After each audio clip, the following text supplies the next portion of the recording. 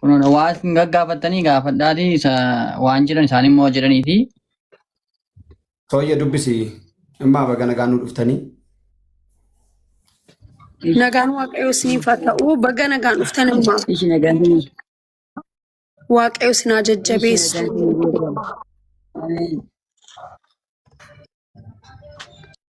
Yaada keessan ibsachuu dandeessu immaa as jalatti nama hedduutu isin dhaggeeffachaa jira. ishi ija waan himachuu barbaadu. Waan himachuu barbaadu.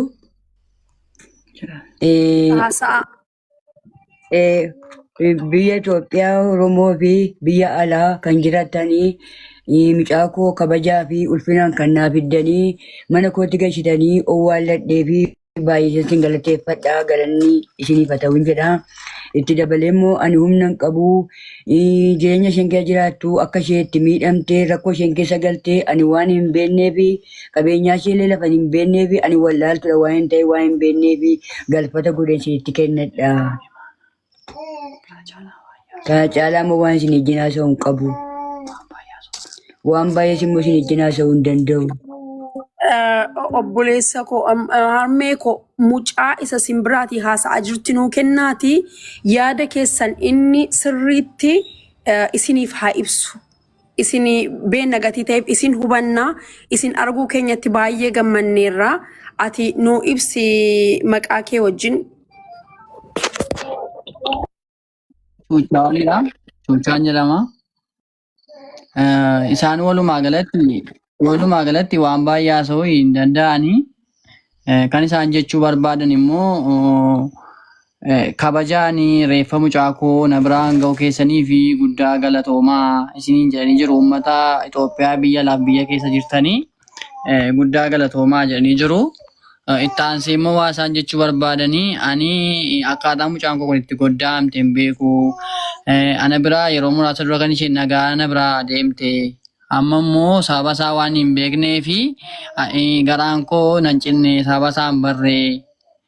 Kanaa yoo isin danda'ame sababa isaa kanaa akkana deeggartanii adda naa baastanii ani humna hin qabu humna ittiin adda baafadhe humna ittiin deemee waan kana adda baafadhu hin qabu waan ta'eef imaanaan isinitti kennadhaa jechaa jiru. Haa ta'u ishee immaa an biraa gaaffii natti ta'ee gaaffii dhimma mucaa koo kanaa uummanni koo naafa gaafatu yaada biraa jettanii qabdan yoo jiraate yaada barbaadan ilma keessanitti madhaati inni sabatti isinii dabarsuu hin danda'a. Yaada garaa keessanitti isin dhukkubsaa jiru tokko lama jedhaati dubbatadhaa isin dhaga'aa jirraa nuun.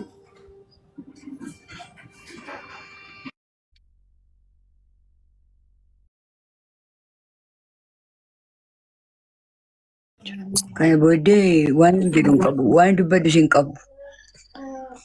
Waan dubbadhu hin qabu. Eshi obbolaan boonii si bira jiru namni biraan jiraa si bira? Yeena bira jiru akkamiin beektaa sooyyee? Ookoo.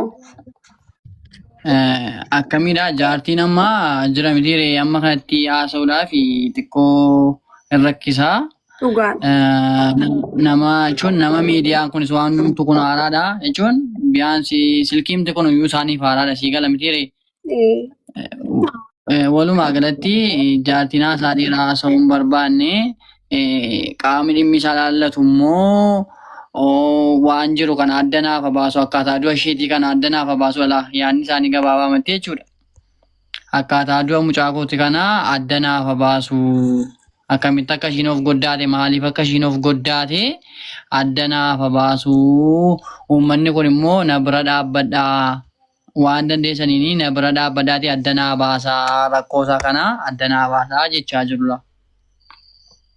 Tole ishee hin ga'a obbolaan ishee biraan jiru yoo ta'e gaaffii qaban yoo jiraate hin qabanis yoo ta'e deebii barbaadan kennuu danda'u. Obboleessi jira na bira kan jirudha. Eshi haadha keenyaas illee nu jiraadhaa umurii nu dheeradhaa nuti illee hamma dandeenyuun akka dhala keessanii isinii ta'uu baanne illee hamma dandeenye uummata faana wal qabannee sin bukkee jirraa.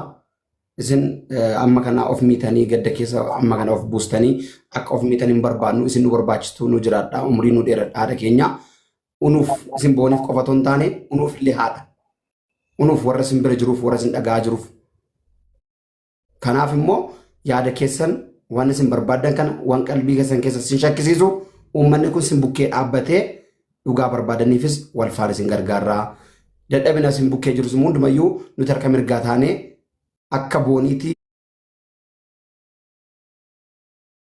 yoo ta'u akka boonillee isinii yoo guutuu dadhabnillee waan barbaachisu hundumaa isin bira jirraa jechaa jiru uummanillee isin immoo unuuf jettanii ijoollee keessan kanaaf jettanii ijoollee biyya keessaaf biyya alaa ta'anii isin faana dhiphatan kana ilaaltanii akkasiin nu jajjabaattan barbaanna si yaada koo. Ishi galatoomaa.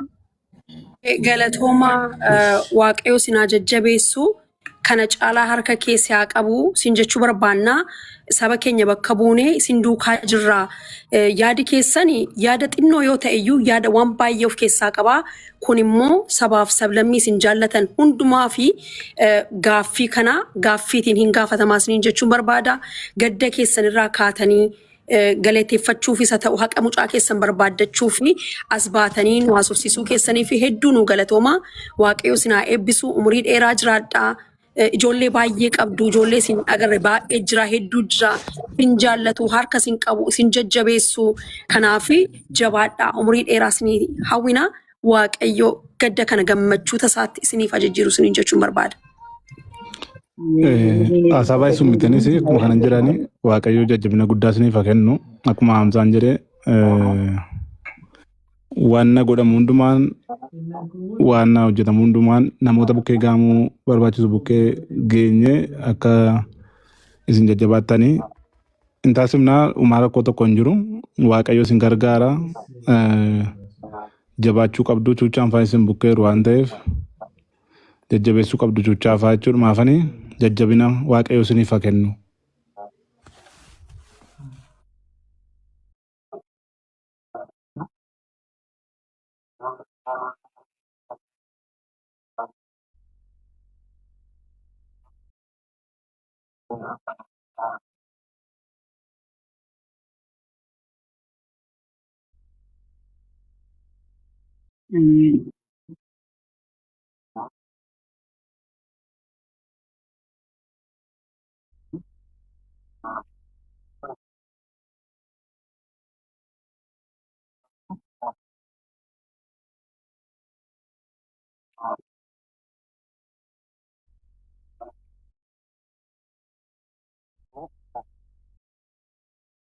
Kanaafi akka bakkeetti na jalaa hin banne lafqi mucaa kootii akka bakkeetti na jalaa hin banne jedhanii isin natti himanii turanii xiqqoo ta'aasa'uun xiqqootti cima waan ta'eef. Dhugaadha itti cimaa gadda kana keessa ta'anii sooshaal miidiyaa kanas hin beekan gatii ta'ee fi itti cimaa fuula isaanii irraan hubannaa hin dubbisamu akka kitaabaa gatii ta'ee fi atis immoo baay'ee galatoomii egaa akka harmeen keenya jechaa jiranitti haqa mucaa koo naa barbaada akkamittiin akka isheen duute mucaan koo gammadu.